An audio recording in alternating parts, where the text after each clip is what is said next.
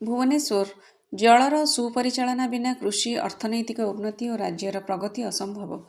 ପାଣି ପଞ୍ଚାୟତ ବ୍ୟବସ୍ଥା ଓଡ଼ିଶାର କୃଷି ଓ କୃଷକଙ୍କ ଜୀବନରେ ଏକ ବିରାଟ ପରିବର୍ତ୍ତନ ଆଣିଛି ବୋଲି ଜଳସେବା ଭବନ କନଭେନସନ ସେଣ୍ଟରରେ ଅନୁଷ୍ଠିତ ରାଜ୍ୟସ୍ତରୀୟ ପାଣି ପଞ୍ଚାୟତ ପକ୍ଷ 2026 ଅବସରରେ ମୁଖ୍ୟମନ୍ତ୍ରୀ ଶ୍ରୀ ମୋହନ ଚରଣ ମାଝୀ ଏହା କହିଛନ୍ତି।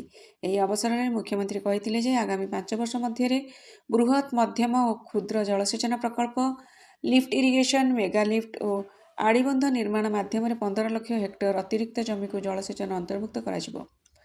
ସୂଚନାଯୋଗ୍ୟ ଯେ ବର୍ତ୍ତମାନ ରାଜ୍ୟରେ 40,380 ଗୋଟିଏ ପାଣି ପଞ୍ଚାୟତ ସକ୍ରିୟ ଭାବେ କାର୍ଯ୍ୟ କରୁଥିବା ବେଳେ ସେଗୁଡ଼ିକ ମାଧ୍ୟମରେ 24.12 ଲକ୍ଷ ହେକ୍ଟର ଜମିର ଜଳସେଚନ ସଫଳତାର ସହ ପରିଚାଳିତ ହେଉଛି।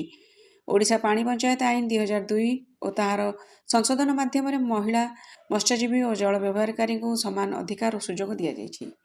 ମୁଖ୍ୟମନ୍ତ୍ରୀ ଉଲ୍ଲେଖ କରିଥିଲେ ଯେ ପ୍ରାଚୀନ ଜଳସେଚନ ପଦ୍ଧତିରେ ଜଳର ଅପଚୟ ହେଉଥିବା ବେଳେ ପାଣି ପଞ୍ଚାୟତ ମାଧ୍ୟମରେ ସମତାମୂଳକ ଓ ଦକ୍ଷ ଜଳ ବଣ୍ଟନ ସମ୍ଭବ ହୋଇପାରିଛି।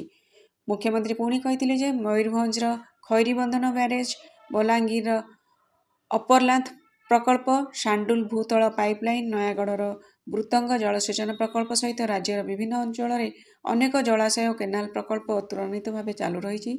2036 ସୁଦ୍ଧା ଓଡ଼ିଶାକୁ ସମୃଦ୍ଧ ରାଜ୍ୟରେ ପରିଣତ କରିବା ଲକ୍ଷ୍ୟରେ 90%ରୁ ଅଧିକ ଚାଷଯୋଗ୍ୟ ଜମିକୁ ଜଳସେଚନ ସୁବିଧା ଯୋଗାଇବା ପାଇଁ ସରକାର ପ୍ରତିବଦ୍ଧ ହୋଇ କାର୍ଯ୍ୟ କରୁଛନ୍ତି।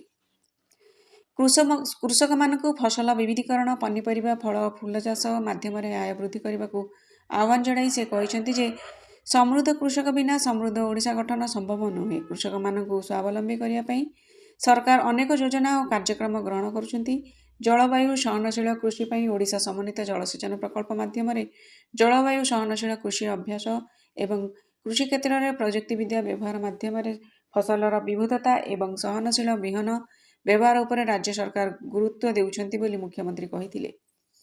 ସେ ଆହୁରି କହିଥିଲେ ଯେ ଜଳସେଚନ କ୍ଷେତ୍ରରେ ପ୍ରଯୁକ୍ତିବିଦ୍ୟାକୁ ଆପଣାଇବା ପାଇଁ IoT ସକ୍ଷମ ଡିଜିଟାଲ ଜଳମାପ ଏବଂ ମୃତ୍ତିକାର ଆର୍ଦ୍ରତା ଆଣିବା ପାଇଁ ସେନ୍ସିଂ ସିଷ୍ଟମ ନିମନ୍ତେ ଇନଷ୍ଟିଚ୍ୟୁଟ୍ ଅଫ୍ ୱାଟର ମ୍ୟାନେଜମେଣ୍ଟ ଅନୁବନ୍ଧିତ କରାଯାଇଛି। ଏଥିସହିତ ପାଣି ପଞ୍ଚାୟତ ଗୁଡ଼ିକର ଦକ୍ଷତା ବୃଦ୍ଧି ପାଇଁ ଜାଭିୟର ଇନଷ୍ଟିଚ୍ୟୁଟ୍ ଅଫ୍ ମ୍ୟାନେଜମେଣ୍ଟ ସହ MOU କରାଯାଇଛି।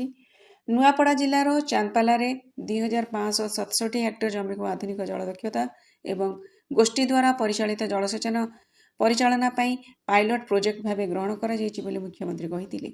ଉପମୁଖ୍ୟମନ୍ତ୍ରୀ ଶ୍ରୀ କନକବର୍ଦ୍ଧନ ସିଂହଦେଓ କହିଥିଲେ ଯେ ଚାଷୀମାନଙ୍କୁ କିପରି ଉତ୍ତମ ବଜାର ବ୍ୟବସ୍ଥା ଯୋଗାଇ ଦେବା ସହିତ ସେମାନଙ୍କ ଉତ୍ପାଦିତ ଫସଲକୁ ବାହାରକୁ ରପ୍ତାନି କରାଯାଇ ସେମାନଙ୍କୁ ଉତ୍ତମ ମୂଲ୍ୟ ଦିଆଯାଇପାରିବ ସେ ଦିଗରେ ସରକାର ଯୋଜନା କରୁଛନ୍ତି। ଚାଷୀଙ୍କ ଆୟ କିପରି ଦ୍ୱିଗୁଣିତ ହୋଇପାରିବ ତାହା ଆମ ସରକାରଙ୍କ ମୁଖ୍ୟ ଉଦ୍ଦେଶ୍ୟ। ଏହି ଅବସରରେ କାର୍ଯ୍ୟକ୍ରମରେ କୃଷି ଓ କୃଷକ ସଶକ୍ତିକରଣ ବିଭାଗର ଅତିରିକ୍ତ ମୁଖ୍ୟ ଶାସନ ସଚିବ ଶ୍ରୀ ଅରବିନ୍ଦ ପାଢ଼ୀ, ଜଳ ସମ୍ପଦ ବିଭାଗର ପ୍ରମୁଖ ଶାସନ ସଚିବ Shrimati Subha Sharma, engineer in chief Shri Sagar Mohanty. ସମୃଦ୍ଧ ଓଡ଼ିଶାର ରଜତ ମହାପାତ୍ରଙ୍କ ରିପୋର୍ଟ।